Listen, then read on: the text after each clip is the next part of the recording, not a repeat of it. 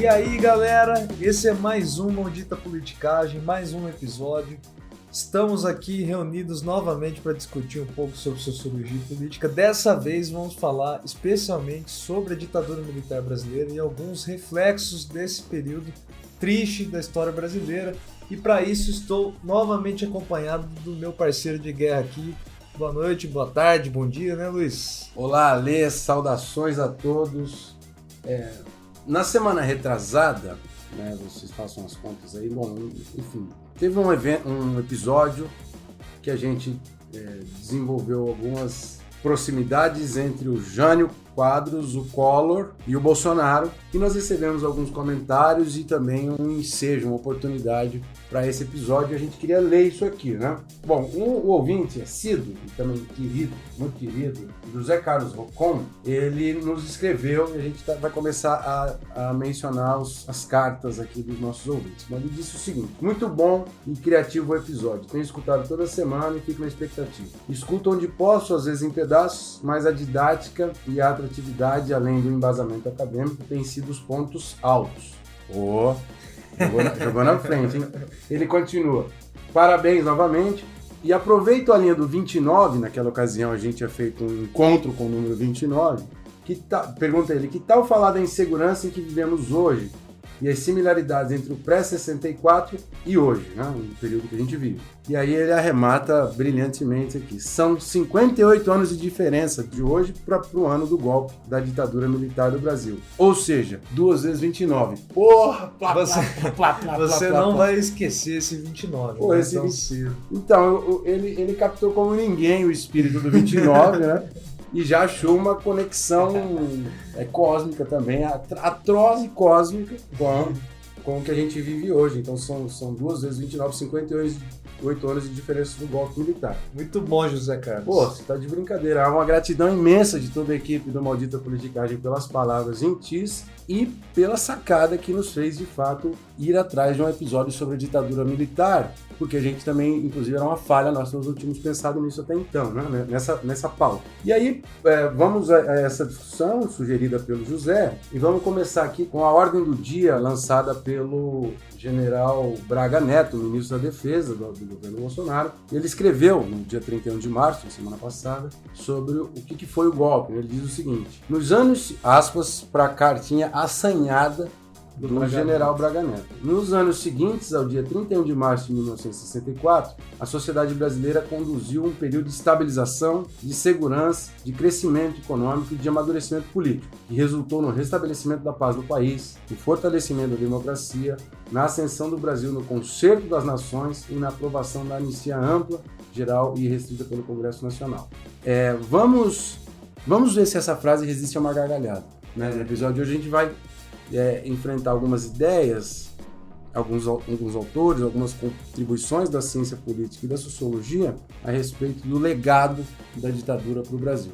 E o conceito que a gente vai trazer hoje é o conceito de diáspora autoritária. A gente explica nos próximos blocos. Então, o bloco seguinte a esse, a gente vai delimitar esse conceito como é de costume. No bloco 2, a gente vai estender essas discussões, né, trazer algumas consequências desse conceito trazido no primeiro. E no terceiro bloco, como sempre, a gente vai tentar falar algumas histórias e responder a pergunta de sempre. Por fim, também, peço para que continue com a gente, porque a gente vai responder alguns dos nossos seguidores no Instagram, algumas das pessoas que mandam sugestões, comentam sempre, são muitos.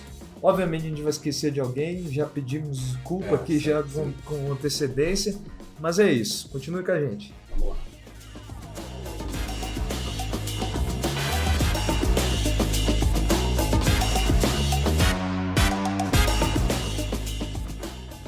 Beleza, para a gente começar a estudar e pensar sobre os resquícios, né, da ditadura no Brasil, um dos primeiros e já antigo conceito é o conceito de legado autoritário, que seriam os resquícios do período ditatorial que subsistem, que sobrevivem durante a vida democrática. E são muitos, por exemplo. Existem leis da época da ditadura que não foram refeitas, estão ainda vigentes. Existem valores, por exemplo, a defesa da tortura. Tem gente que defende esse troço. Igual o filho do presidente recentemente fez. Recentemente contra a Miriam Leitão, um descalabro, uma coisa grosseira, né? grotesca, desumana, enfim.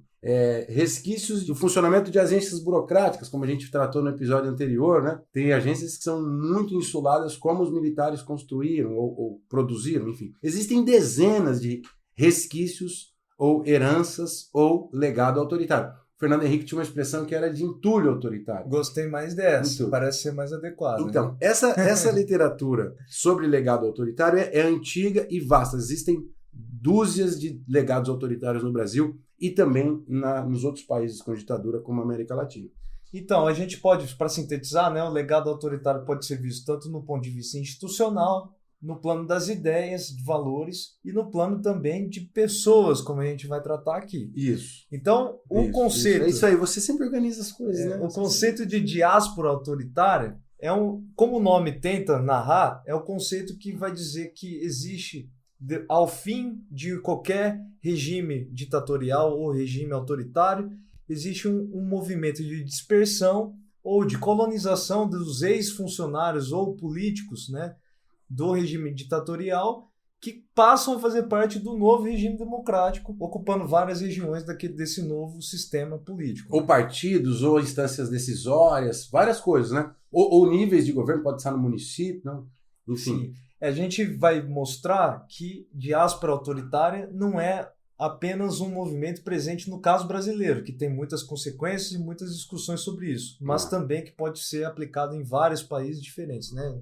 Então, continue com a gente e vamos para o bloco segundo.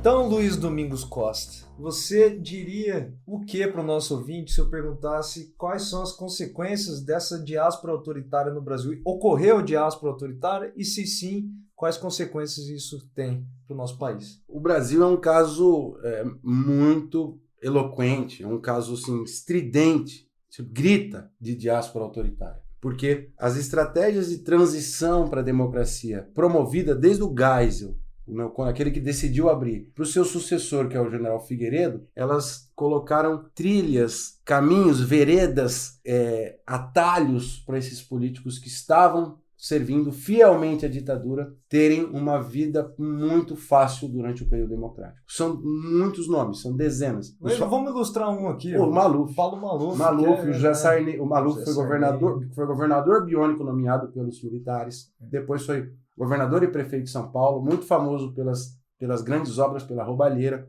O José Sarney, que inclusive era da Arena, inaugura o regime de transição sendo do PDS, que era o partido criado como filho da Arena, e depois ele migra para o PMDB para ser o vice do Tancredo e assume a presidência. Sabe um legado autoritário? É uma diáspora que é autoritária, mas na sociedade brasileira, que não está necessariamente no Estado, na CBF. Pois é, verdade. A Confederação Brasileira de Futebol teve como um dos seus presidentes recentes, e teve vários presidentes que são associados com a época da ditadura ou aliados da época da ditadura, mas o mais comum de ser citado é o Marinho, né, que é, enfim, um personagem do futebol que está associado com a ditadura. Mas só para a gente, já que a gente ilustrou com nomes muito famosos, Paulo Maluf e o José Sarney, que foram representantes assim caninos dos militares, né, redefendiam os militares durante a ditadura, abre a democracia, eles estão lá competindo pelos cargos democráticos com quase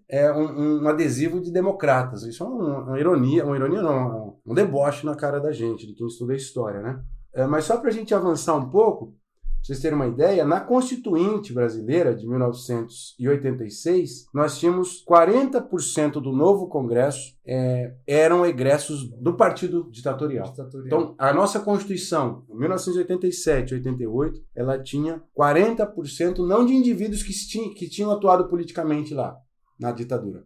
40% de indivíduos que eram apoiadores da ditadura. E o mais interessante disso é que apenas 15% desses continuaram na Arena, né? Ou nos partidos que surgiram da Arena. Por quê? Porque eles começaram a fazer essa diáspora. Por isso que o conceito. Eles foram pro PMDB, eles foram pro PDT, pro PTB, eles foram pingando para outros partidos. Então, para que a diáspora seja... A gente pode ter uma situação hipotética de zero diáspora, no qual os indivíduos oriundos da ditadura ficam 100% no partido filho da ditadura, ou no caso oposto, que é uma atomização. Eles ficam 100% em partidos rivais do partido egresso da ditadura. Só para citar aqui, o Loxton e o Power são os dois autores que nós estamos utilizando aqui para falar desses conceitos todos.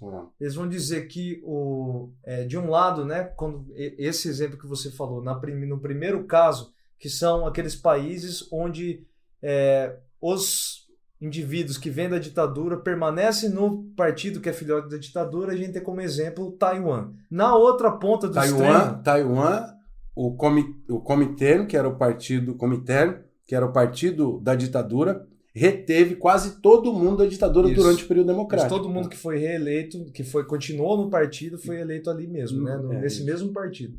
Na outra ponta do extremo, nós temos Ucrânia e Quênia, que são países onde, ao final do período ditatorial, os indivíduos que fizeram parte daquele regime foram para outras partes do Estado, né? Ou outros partidos, ou outras regiões da burocracia. E o caso brasileiro, segundo esses indivíduos aqui, ele fica no meio termo. Porque, no caso brasileiro, nós temos um partido filho da ditadura e, por outro lado, um grupo dissidente vai colonizar o Estado através de outros partidos, etc. Exatamente. Agora uma perguntinha final para a gente encerrar o bloco. Onde que é melhor para construir instituições democráticas? Onde há uma colonização quase que exclusiva de um único partido ou onde você tem uma diáspora mais escancarada, como é o caso do Brasil? Onde que é mais difícil construir instituições democráticas? Não, onde tem diáspora, porque os caras da diáspora, eles conseguem manter vários dos resquícios da ditadura porque eles estão espalhados. Então, isso não é lógico, né? Não é lógico, é contra-intuitivo. É contra-intuitivo. A gente pensa, seria mais difícil criar a democracia quando você tem um partido democrático lutando contra um partido ditatorial. Na verdade, não. É mais difícil criar democracia, criar uma vida democrática plena, quando você tem egressos do regime autoritário esparramados por vários partidos e várias instâncias de governo. Os autores mesmos dizem que quando existe essa diáspora autoritária, gera ao país uma série de consequências negativas, como é o custo em estabelecer justiça contra os crimes da ditadura, a representação excessiva de atores, porque eles ficam camuflados em novos partidos, as pessoas não associam mais ao regime, persistência de práticas autoritárias, né? A gente pode citar o caso da polícia no Brasil, que sempre o ACM na Bahia, as frases dele era: eu faço política com chicote. Ele falava isso no período democrático. Isso. Então são grandes representantes da ditadura militar da década de 60, 70, chegando nos anos 80 e 90, falando com a boca cheia de práticas autoritárias em plena vida democrática. E último ponto que eu acho muito interessante, que difere o Brasil do caso do Chile e da Argentina, é que quando existe essa diáspora autoritária, um monte de ator camuflado ali na política democrática, que era da ditadura, existe um tipo de diluição da clivagem política. Exato. Porque a memória do Chile, do povo chileno, do povo argentino contra a ditadura manteve essa clivagem muito viva, né? No caso brasileiro, não. No caso brasileiro, nós temos uma diluição disso. Na verdade, todas essas consequências parecem estarem muito vivas aqui.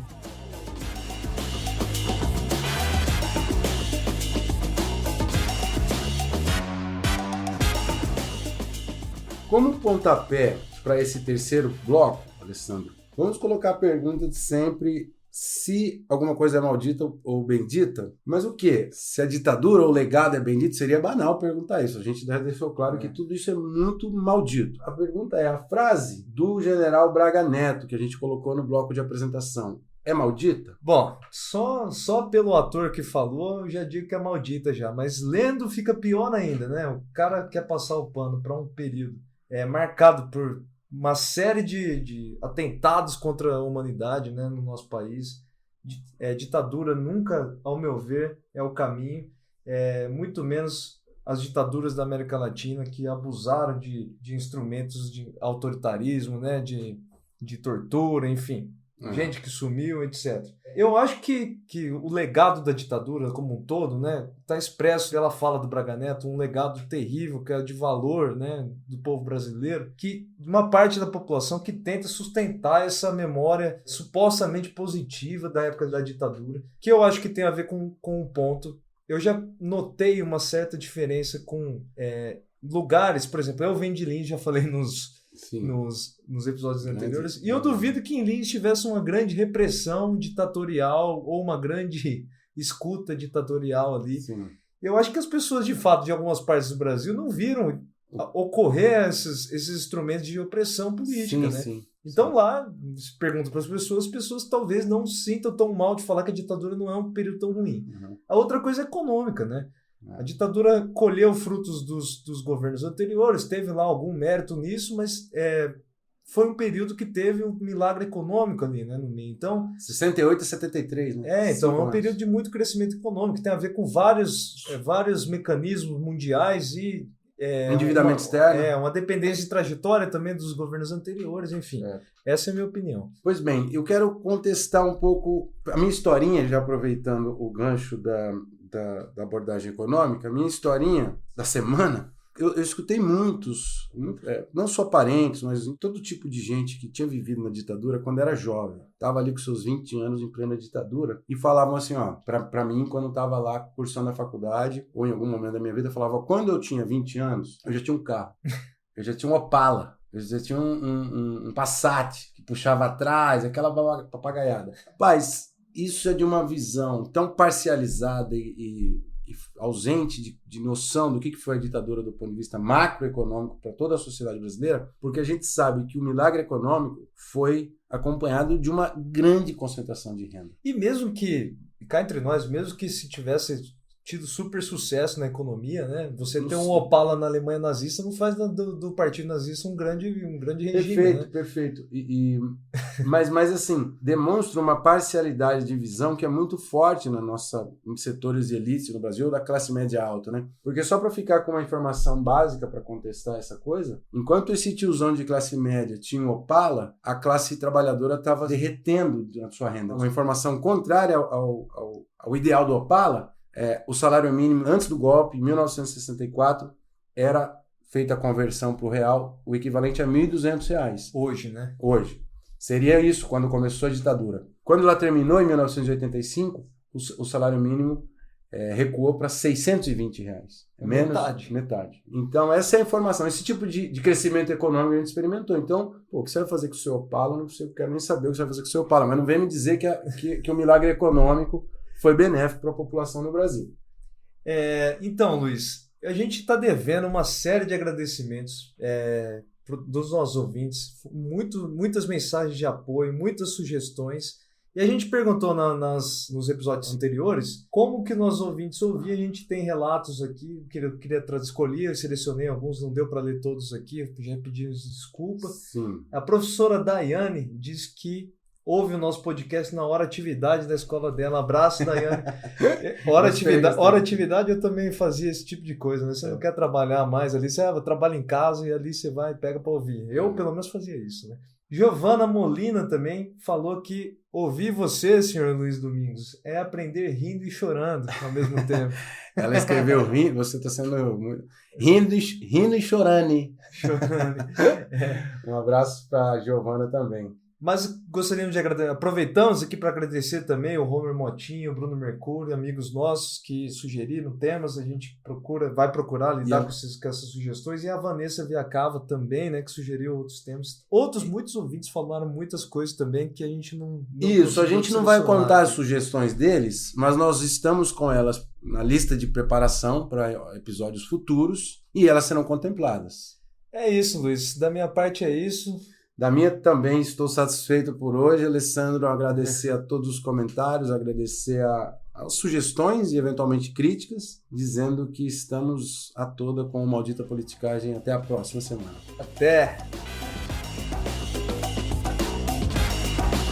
O Maldita Politicagem tem produção e o roteiro de Luiz Domingos Costa e Alessandro Tokumoto, design e edição de áudio de Fábio Tokumoto.